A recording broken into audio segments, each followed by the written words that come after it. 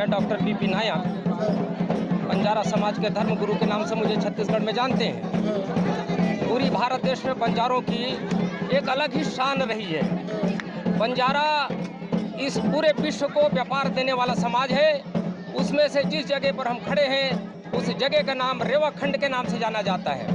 रेवा नायक व्यापारी रहे और रेवा नायक के साथ में उनके पुत्री के रूप में मां नर्मदा की उद्गम इस जगह से हुई है।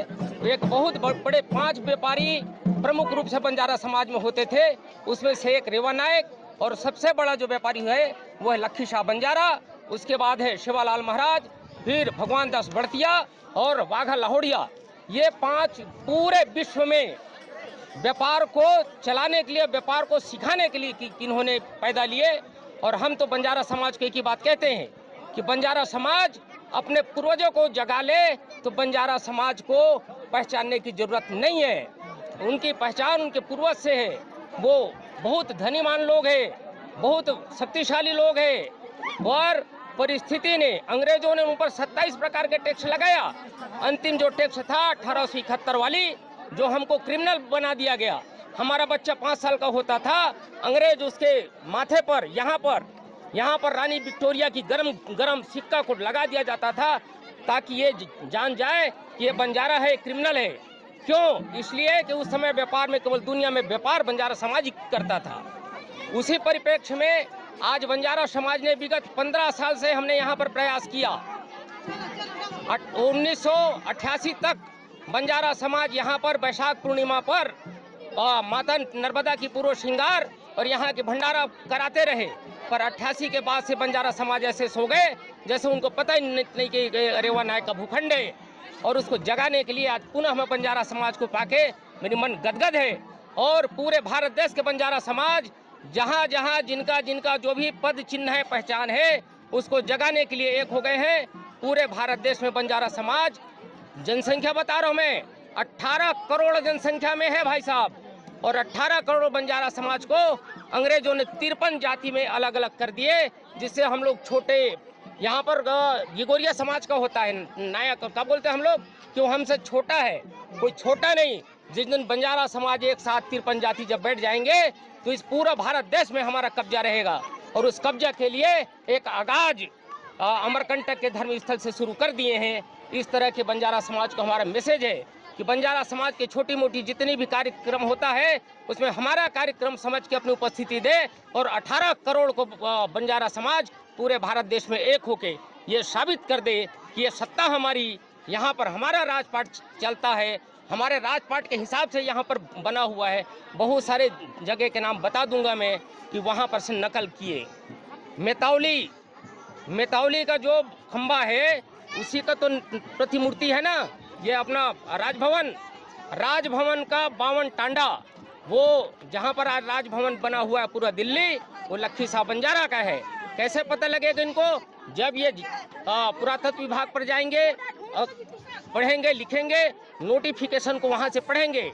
इस देश में बंजारा समाज 1952 को आज़ाद हुआ भाई साहब। 1947 को सब पूरे देश के लोग आज़ादी के जश्न मना रहे थे। हम बंजारा समाज जेल के अंदर थे, जेल के अंदर। और 1952 में पहला अमेंडमेंट सरदार वल्लभ भाई पटेल ने जब जेल का निरीक्षण किया तो देखे कि जब पूरी देश आज़ाद है तो इतने करोड़ों संख्या में ये कौन है। फिर उनको पता लगा कि बंजारा समाज है, इसको अंग्रेजों ने क्रिमिनल बना के रख दिया है। तो पहला अमेंडमेंट हुआ और उस अमेंडमेंट के माध्यम से फिर हमको 1952 में आज़ादी मिली। तब से आज तक हम दर भटकते फिर रहे हैं, कभी एक साथ बैठे नहीं। एक बात कह देता हूँ मैं कि हम लोग दारू भी पिए तो कहाँ के, सुमेरु स्वांगलो दारू, इटली बोकड़ो और नायकड़ा पचमढ़ देशे पर बेसका करा। हम अपनी छोटी सी और बात कह देता हूँ मैं, यहाँ पर अन्य समाज इनको राजा भोज को नहीं भजते हैं, राजा भोज को बंजारा समाज भजता है। इसलिए कि न्याय प्रथा पर सबसे अगर कोई शक्तिशाली दुनिया में रहा है तो रहा राजा भोज। और राजा भोज नहीं, चारों जगह के पीठाधीश्वर जो नियुक्त किए हैं राजा भोज का बनाया हुआ है। तो हम धर्म पर लड़ने वाले लोग, आल्हा उदल, हीर रावण, रंझा घबरू, ये सब हमारे पूर्वज कर रहे हैं। और उन पूर्वजों को जगाने के लिए आज बंजारा समाज जो एकता हुआ है, इसके लिए मैं बार बार बंजारा समाज को धन्यवाद दूंगा और बंजारा समाज से सत नमन करता हूं कि इस तरह छोटी मोटी मीटिंग पर लगातार अपनी योग्यता साबित करें और अपनी सहभागिता प्रकट करें। आज मैं मंदिर के अंदर प्रवेश करके देखा कि उद्गम में रेवा नायक जी के प्रतिमूर्ति रखी हुई है।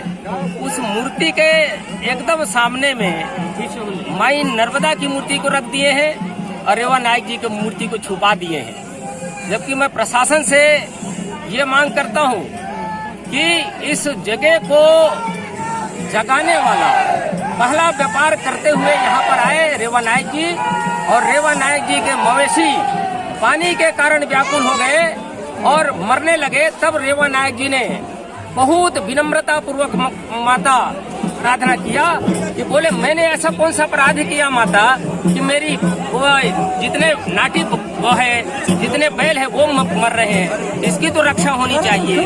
फिर उनके आवाज को सुन के यहाँ पर जलधारा प्रस्तुत हुई। उसी जलधारा को रेवा के नाम से जाना जाता है। रेवा नायक जी के यहाँ पर स्टेचू है, उस स्टेचू को छुपाने का प्रयास किए।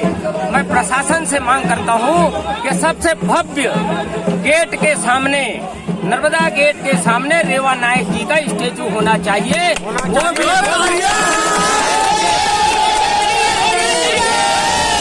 प्रशासन के पैसे से हमारा अंशदान लगना चाहिए बंजारा समाज का, और यहाँ के स्थानीय प्रशासन के पैसे से बड़ा स्टेचू रेवा नायक जी का बनना चाहिए।